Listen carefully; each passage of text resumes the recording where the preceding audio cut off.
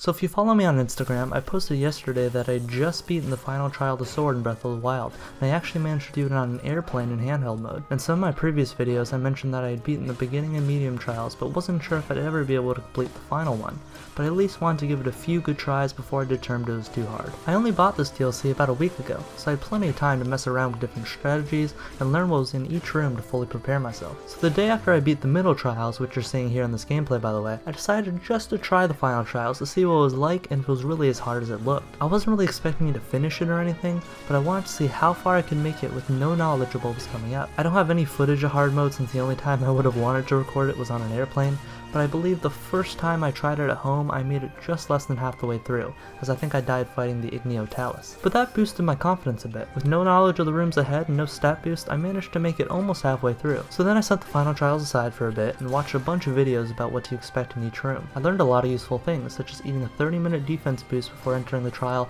and then speedrunning the earlier levels to make the most out of the buff. I also discovered some random useful tips by watching other gameplays, like the fact that an ice weapon will kill the Zolfo in one hit in the fire regions, or the importance of equipping a treasure chest to your Sheikah sensor to find all the hidden chests and amass a collection of ancient arrows to use on the Lynels. However, even after watching all these guides and walkthroughs, the final trials still seemed incredibly daunting, and I wasn't sure when I would give it my all and try to finish it. I did a bit more research on how to make a 30-minute defense buff, and I found a really helpful strategy for farming dragon horns to make a dish with that long of a boost. It's really simple, and just before we left for the airport I gathered a bunch of them and made the meal I would need if I decided to start the final trials while we were in Indiana. Quick side note, I know it's not really related to Zelda, but Indiana was a nice country. There were a lot of open fields and the people were incredibly kind. We went there to meet some family and I got to see my 60-year-old cousin Rick, who was blind from birth. I remember him from when I was little, and I was amazed to see how sharp he was even after all this time. So shout out to him. Anyway, as we boarded the plane and found our seats, I got out my Switch and was debating whether to play the Splatoon 2 single player or try out some Zelda. I decided that I might as well try the final trial of the sword,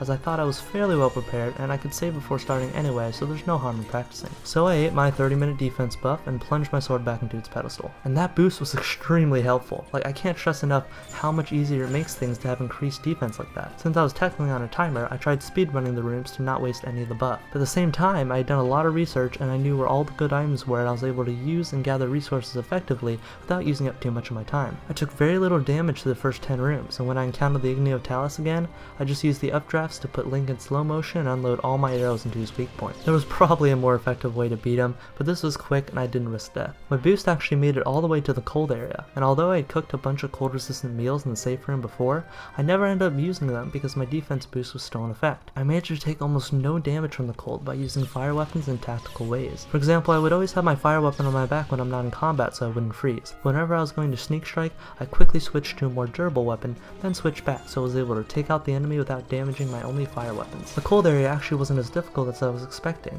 and because I took such little damage thanks to sneaking that defense boost, I had a ton of meals in my inventory in case of emergency, so I was doing really well, but that made me more nervous. I knew I actually had a chance to beat the final trials, and that put an unnecessary amount of pressure on me to not mess it up near the end. After I took out the Lynel in one shot with an ancient arrow, all that was left were the Guardian stages, and these I felt somewhat confident on. I practiced shield deflecting and was planning to use that on every Guardian I faced, and for the first few rooms it worked. I believe in the first room there were a bunch of stationary Guardians that I took out in one hit by deflecting their laser, and the next couple of rooms the moving Guardians were almost as easy, as I could take them out with 3 parries. But I started to panic a bit internally when I encountered flying Guardians and the Guardians on top of the towers, as I couldn't figure out how to lock onto them and deflect their blasts. I ended up taking a bit of damage as I fumbled around with my shield trying to get at an angle where I could deflect, but I soon just gave up and decided to use an ancient arrow on the flying one. I had about 8 ancient arrows, and I knew I needed to save at least one for the Lynel at the final room, but since I was stressed, I ended up taking about 7 shots to finish off the Guardians in that room, and only left myself with 1 ancient arrow to use on the Lynel,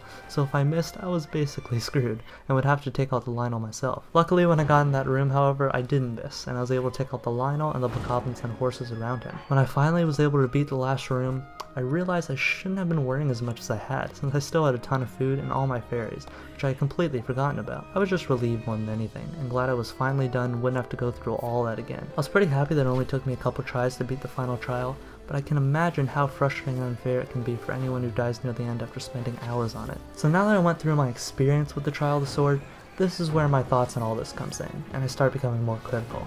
I'm not really a fan of this style of gameplay. Even though I managed to beat the final trial in only about an hour on my second attempt, I feel that survival type modes that make a player restart and earn nothing after potentially hours spent is a cheap way for developers to claim they have replayable content. Survival arenas like this can be fun as long as the player gets at least something for spending a lot of their time and effort on the game. I know it's a weird comparison, but let me use Call of Duty Zombies as an example. Zombies is a wave-based mode with increasingly difficult enemies, and the goal of the game is often to make it as far as you can and try to beat the Easter egg, which ends the game and results in a victory. Zombies usually takes hours and hours if you try and complete it, but the reason it remains fun is you get at least something even if you die. Let's say I were to spend 3 hours on the Zombies Easter egg and come really close to finishing it off, but die on the final step. For even making it that far, I don't reload my last saves if nothing ever happened. I'm rewarded with experience which contributes a lot to my level and unlocks better gear and stat boosts that will make the next try more fun and possibly slightly easier. I'm not saying anyone who tries should get the reward, but at least give out something to the player for spending so much time on it. Like in Zelda, maybe instead of reloading the last save when the player dies as if they never made an attempt at all,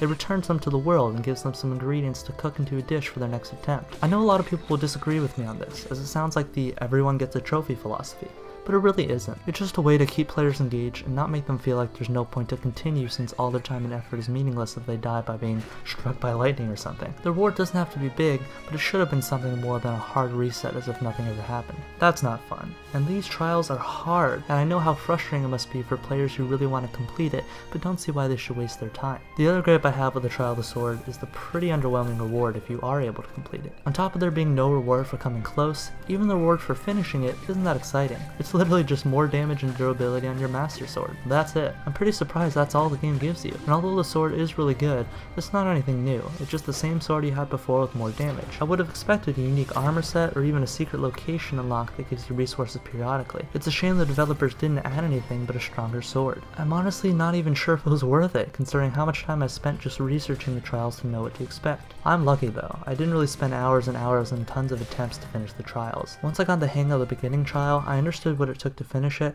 and the next trials took much less time considering how much more difficult they became. I can imagine how frustrating it must be for someone who finally finished all the trials after dying a lot and only being rewarded with a damage buff. So far I'm pretty disappointed with this first DLC pack, and I'm hoping as I continue playing Master Mode that my opinion will change, as so far it seems fun. I know this video ended on a negative note, but I'm simply not impressed with the Trial of the Sword, and although I did have some fun moments, the majority of it was fairly stressful, as I think Nintendo made a crucial error in not giving out anything for struggling players who at least want encouragement. I realized this wasn't meant to be easy and is really only for dedicated players, but that's only okay if it's added in as an extra bonus mode in the DLC, not one of its main selling points. But to change topics so I don't have to end the video like that, I'd like to thank you all for continuing to support my channel as it grows. Those of you who stick around mean a lot to me and are what make YouTube as fun as it is. And other than that, I'll see you in the next video.